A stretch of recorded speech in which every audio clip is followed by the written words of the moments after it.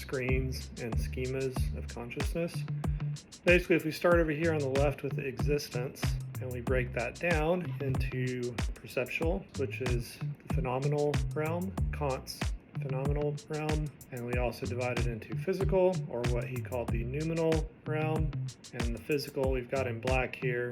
Noumenal realm, the one made up of atoms, electrons, light, physical space, and it may be that time is shared between the two realms, the physical and the perceptual.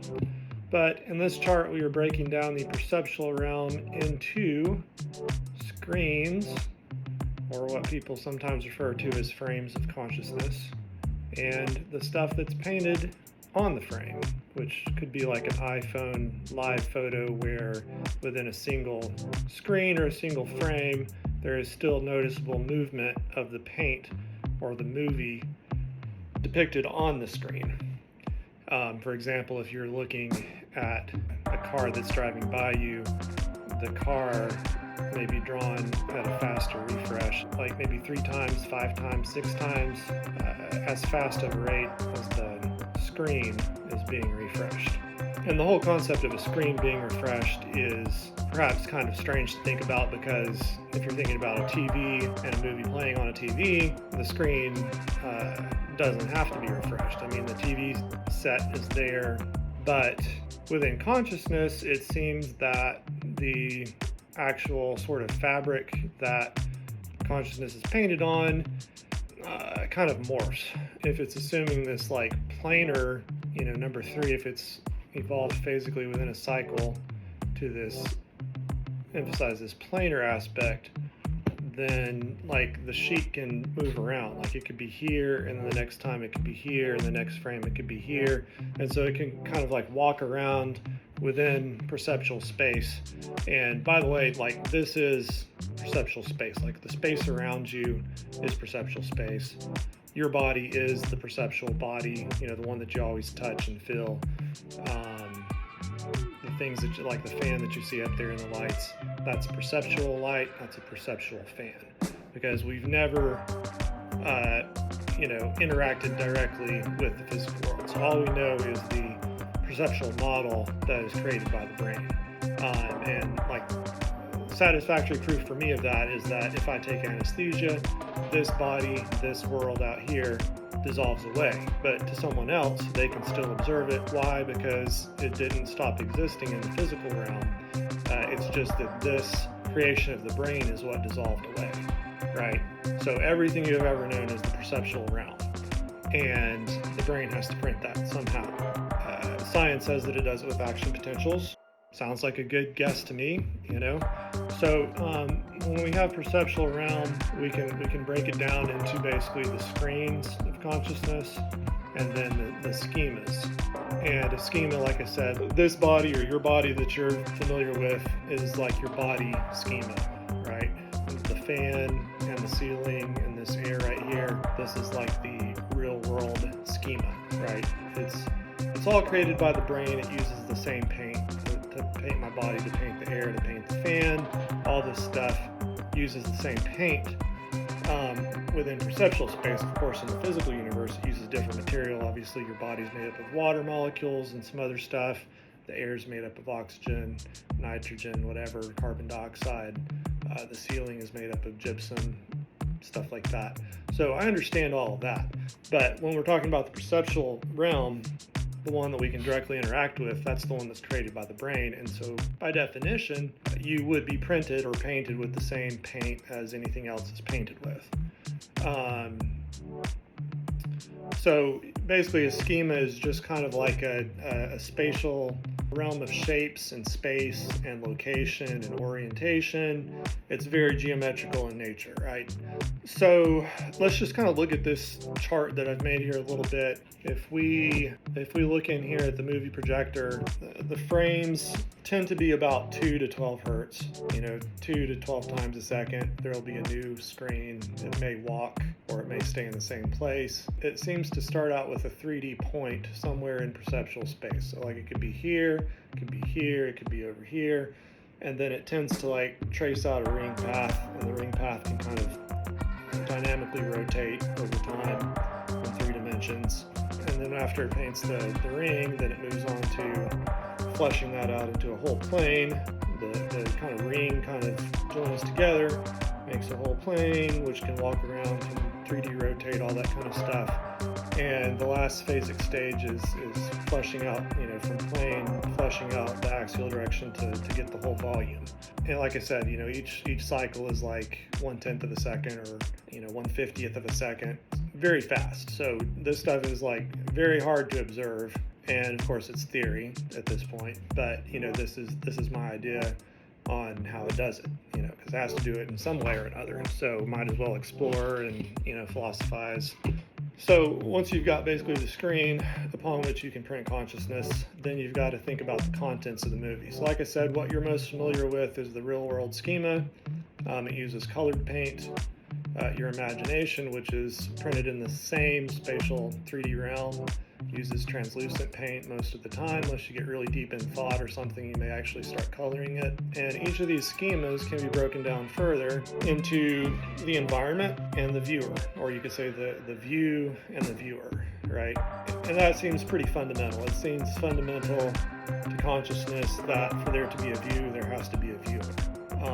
So within this real world schema that I'm looking at, that you're seeing a video of, there's the avatar body schema, and there's also things that are not the avatar bodies, like the fan, the ceiling, the cat, the floor, any of that kind of stuff. So you can break down the real world into like us versus them, or like me versus not me. And so there's like a boundary of where I stop and where other begins. And of course, like I said, all of this is printed by the same brain, right? And you would print it also. But there's still this distinction that you understand of like what is supposed to be you and what is supposed to be the rest of the world, right? So that's a good fundamental division to make within the real world schema, is that between the environment and the thing, me, that is looking out at the environment. So you could call this also the avatar body schema. You could call it the camera, even though it's a little bit of a simplification, because I also have arms, fingers, body, legs, all that stuff. But I also have two cameras, right? Left eye and right eye. So the location of those two cameras are pretty fundamental, right? And then if you look at like the imagination schema, like if you have mental imagery or something, someone's speaking, you're drawing mental imagery, it's drawing it in the same space as this real world schema. You're not very aware of it, and it tends to use translucent, colorless paint to draw it, right? If you look at the imagined environment schema within that, if I'm imagining a kid playing soccer, let's imagine that I'm a kid too, and I'm playing soccer with this kid. So you have the environment of the soccer field, that's an imagined environment, and you also have imagined self, which could be embodied in a representation of being a kid, or it could also be like disembodied, like I'm just viewing things, I'm a viewer but I'm not actually present there. But either way, there has to be a mind's eye schema, whether it's embodied or disembodied. There has to be a mind's eye schema viewing the imagination. So you're looking at this imagined world from some angle, and again, both the mind's eye has a location within this same perceptual space as what you're always familiar with. So like people think about, well, I can see something in my mind's eye. Well, really these eyes here are also mind's eyes, right? Because these are also perceptual eyes. So fundamentally these are no different than your mind's eye. So when you see mental imagery, it's no different than the imagery of the quote physical world that you're looking at all the time. It just uses low opacity, translucent, colorless skins to depict it, and so it usually gets washed out by the overexposure of like this real world schema. When you fall asleep though, you basically lose the real world schema, and your imagination schema, your mind's eye, takes over. And because you're deep in thought when you're in dream, it may actually color it, so it's kind of a hybrid between imagination and this fake real world, this dreamland, this dream world, dream schema. And again, within a dream, you can be embodied in a body, or you can also be like just disembodied, like a spirit kind of floating around and looking at stuff. So, this is just kind of, I think, interesting breakdown of the perceptual realm. We could talk also about speculative correlate. And, the other interesting thing though first is like the schema is basically using shapes, right? The shape of this body here, the shape of the fan blades, the shape of my cat, the shape of the mouse clicker, the shape of my phone.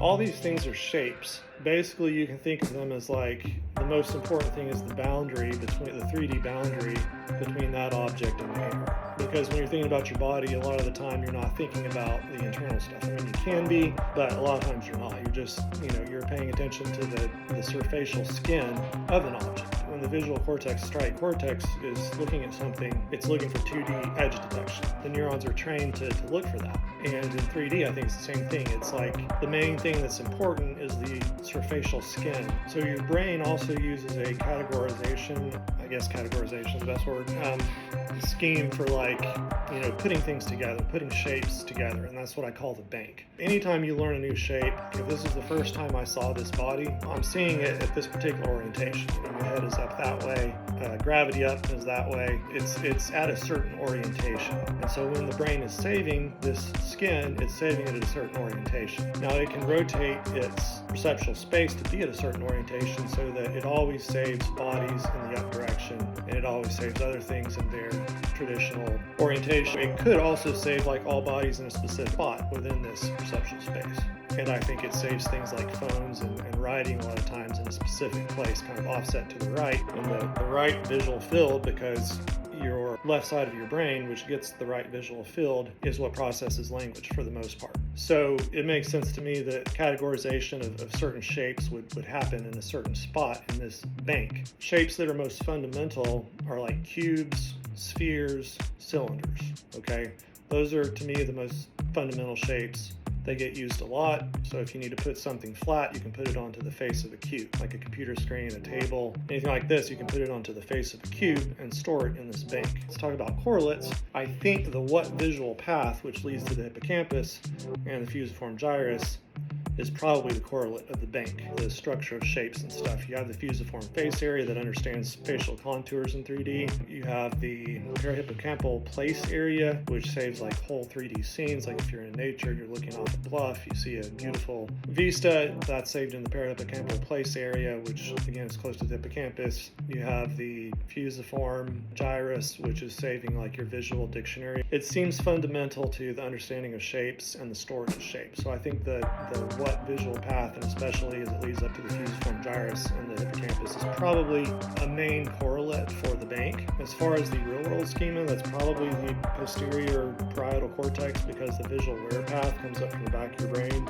and that's probably where you're generating like these shapes of what you see in their location, their spatial location, their relations relative to the body, because you have your somatosensory cortex, kind of like a headband here, which goes backwards and meets up with that same region, posterior parietal zone, also called the posterior hot zones. So I think that would be a good correlate for like the real world schema.